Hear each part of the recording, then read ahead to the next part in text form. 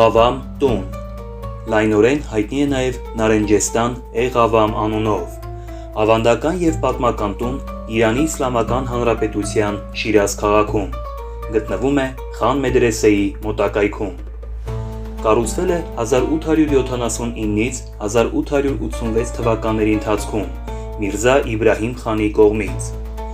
Ղավամ ընտանիքն առևտրականների ընտանիք էր Ղազվինից, սակայն շուտով նրանք սկսել են ակտիվորեն ներգրավել քաղաքականության մեջ Ղաջարիների դինաստիային հաջորդած Ջանդ դինաստիայի, ինչպես նաև Փահլավիների ժամանակ։ Ղավամ տունը պահպանում է այն նրբագեղությունն ու մաքրությունը, որը վայելում էին բարձր դասի ընտանիքները 19-րդ դարում։ Տան ցածր առաստաղների նկարները ոգեշնչված են եվրոպական վիկտորիական դարաշրջանից։ Հայլապատմունքը տան գլխավոր կետն էր, որը նայում էր շատրվաններով, արմավենիներով և ծաղիկներով զարդարված փոքրիկ այգուն։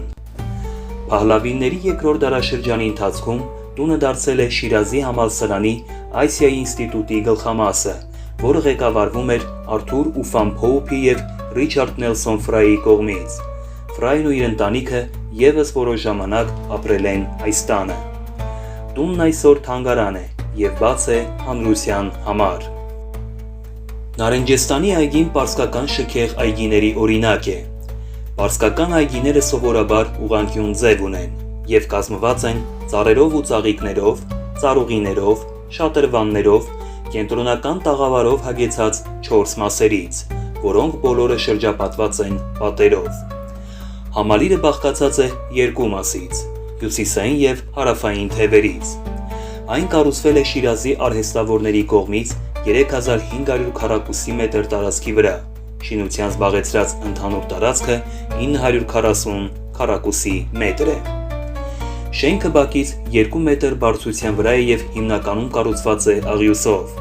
Այն ընտիր ճարտարապետություն ունի, զարդարված պարսկական տարբեր արվեստներով, ինչպիսիք են նկարները, ստուկկոն, փայտագրությունը, քարագրությունը, հայելային աշխատանքը։ Մուտքը քարից է, պատերին և առաստաղին ճոխ ձևավորմամբ։ Մուտքի երկու կողմերում համաչափ զարդարված սենյակներ են։ Շինության դիմաց, բացի լողավազանից, կան նաև պարսկական այգիներին հատուկ ոճով խնամված նարենջենիներ և արմավենիներ։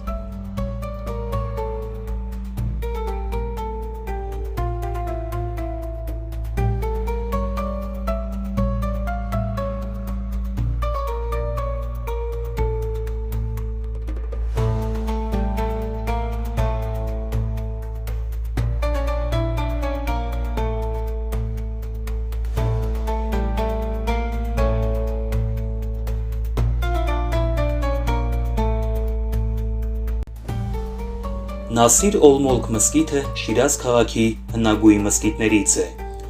Այս պատմական կրոնական շինության կառուցումը որպես Ղաջարիների դարաշրջանի իրանական ճարտարապետության նշանավոր օրինակ Շիրազի ազնվականների և արիստոկրատների շարքում որոնվում էր Միրզա Հասան Ալի խանի կողմից, որը հայտնի էր Նասիր Օլմոլք անունով, տևեց 1876 թվականից մինչև 1888 թվականը։ Այս մզկիթը Իրանի մզկիթների շարքում այցելության ամենաարժանավորներից մեկն է և ամենատարբերն է, որի յուրահատուկ սալիկապատումը և գունավոր ապակիները մեծ հմայք են հաղորդում նրան։ Այս մզկիթում վարդագույն սալիկների օգտագործումը նրան տվել է վարդագույն մզկիթ մականունը։ Նասիր Օլմոլք մզկիթը ունի 2 մուտքի դուռ։ Գլխավոր մուտքը զարդարված է էկուստիկ սալիկներով, կարմիր վարդի և ծիածանաթաղանթի պատկերով։ Փայտե դուռը ունի քարե շրջանակ։ Նրա վերևում մի փոքրիկ մակագրություն կա։ Բանաստեղծության տողերի կողքին ցույց է տալիս դրա կառուցման թվականը։ Գլխավոր մուտքից հետո կա աղյուսե գավիթ, որի վրա պատկերված է Սաղդի հայտնի բանաստեղծությունը և նրա ճարտարապետի անունը։ Միջանցք, ապա քառանկյուն բակ, որի կենտրոնում գտնվում է լողավազանը դեպի ափ։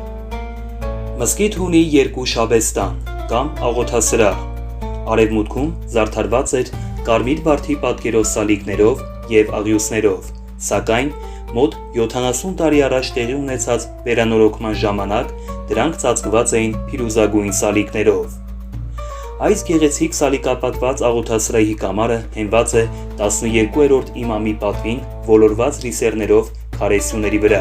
2 շարքով 6 և 12։ Շաբեստանը ունի 7 մուտք, որոնք այն կապում են բակին, 7 փայտյա դռներով և պոլիկրոմ ապակիներով։ Հղկված քարը և դրա զարդարանքները ոգեշնչված են Շիրազի Վաքիլ մզկիթից։ Հատակը զարդարված է փիրուզագույն սալիկներով, իսկ առաստաղը ծաղկային ձևավորումներով և Ղուրանի հատվածներով։ Մզկիթի հյուսիսային թևում կա մի երկար կամար, որը հայտնի է որպես Մարգարիտ կամար, որի մարմինը և արտաքին և ներքին մակերեսները ծածկված են էկուստիկ սալիկներով։ Մարգարտյա կամարի երկու կողմերում կան 2 այլ փոքր կույր կամարներ։ Հարավային թևում կա նաև արկադ, որի մարմինը, արտաքին և ներքին մակերեսներն ամբողջությամբ ծածկված են սալիկներով։ Այս շինությունը ի սկզբանե մի համալիր էր, որը կազմված էր մզկիթից, տնից, համամից և պահեստից, սակայն դրա մի մեծ մասը ներառում էր տան մուտքը, համամը, ջրի պահեստը։ Տան և մզկիթի միջև ընկած տարածությունը անհետացել են քաղաքի կառուցման ժամանակ,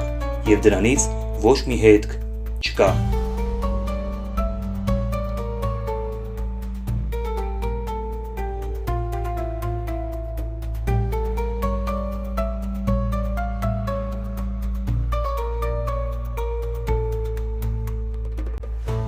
Շահ Չերաղ դամբարանը և մզկիթը կառուցվել են Իրանի Շիրազ քաղաքում Մուհամմեդ մարգարեի ժառանգներից մեկի որդիների Ահմեդի և Մուհամմեդի գերեզմանների վրա։ Շահ Չերաղ պարսկերենից թարգմանաբար նշանակում է լույսի թագավոր։ Համաձայն ավանդույթի Շահ Չերաղը հիմնադրվել և սրբավայր է դարձել 12-րդ դարում, երբ Ոմն Այաթոլլա Դաստագայիբը մի գիշեր հեռվում վառ լույս նկատեց։ Մոտենալով լույսի աղբյուրին նա գտավ գերեզմաններ, որոնցում հուղարկավորված էին ռազմական հանդերձանքով մարդիկ։ Զոհվածներից մեկի մատանու վրա փորագրված էին նրա անունն ու հայրանունը։ Այդ մատանու շնորհիվ էլ պարզվել է, որ այդտեղ թաղված են Ահմեդ և Մուհամմեդ սրբերը, որոնք զոհվել էին դեռևս 9-րդ դարի սկզբում։ 200-ամյակ անց որոշում ընդունվեց նրանց գերեզմանների տեղում ստեղծել դամբարան։ 12-րդ դարի առաջին կեսում գերեզմանների վրա կառուցվեց հասարակ դամբարան, գմբեթով և սյունազարդ շեմով։ 200-ամյակ անց 1344-ից 1349 թվականներին շինությունը վերակառուցվել և ընդարձակվել է Թաշ Խաթուն թագուհու ջանքերի շնորհիվ։ Նա Շահ Չերաղին ընծայել է 30 հատորանոց Ղուրան, շքեղ զարդարված ոսկով ու թանկարժեք քարերով։ Բարեբախտաբար, այս Ղուրանը պահպանվել է մինչ մեր օրերը, սակայն այժմ պահվում է Շիրազի թանգարաններից մեկում։ Հաջորդող մի քանի հարյուրամյակների ընթացքում Շահ Չերաղ դամբարանն ու մզկիթը տուժել են երկրաշարժերից և վերանորոգվել։ Ներկայումս դամբարանը մի ընդարձակ շինություն է, որն արևելյան կողմում ունի 10 սյուն, իսկ արևմտյանում մզկիթ։ Դամբարանի գմբեթը բարձրանում է կենտրոնում, իսկ գմբեթի երկու կողմերում գտնվում են զույգ մինարետները։ Այստեղ կարելի է գտնել բազմաթիվ գերեզմաններ, այդ թվում նաև Խաթուն թագուհու շիրիմը։ Դրսից դամբարանը այդքան դիտարժան չէ։ Սովորական իսլամական ավազագույն կառույց է, զարդարված ավանդական իրանական խճանկարով։ Եթե չիմանաս, որ շենքի ներսում կախարդանք է տիրում, ապա կարելի է պարզապես անցնել կողքով։ Սակայն ներս մտնելով հասկանում ես, թե ինչու է Շահ Չերաղը հայտնի նաև Հայլային մզկիթ անվանումով։ Մզկիթի ներսը հարդարված է գունավոր ապակու կտորներով, հայլիներով ու արծաթե թիթեղներով։ Այստեղ ամեն ինչ շողշողում է արծաթագույնի, կապույտի ու կանաչի հեքիաթային երանգներով։ Նմանատիպ ներքին հարդարանքի ընտրությունը, որն արդարացնում է Շահ Չերաղ անունը, Ահմեդի և Մուհամմադի գերեզմանների հայտնաբերման պատմության արդյունքն է։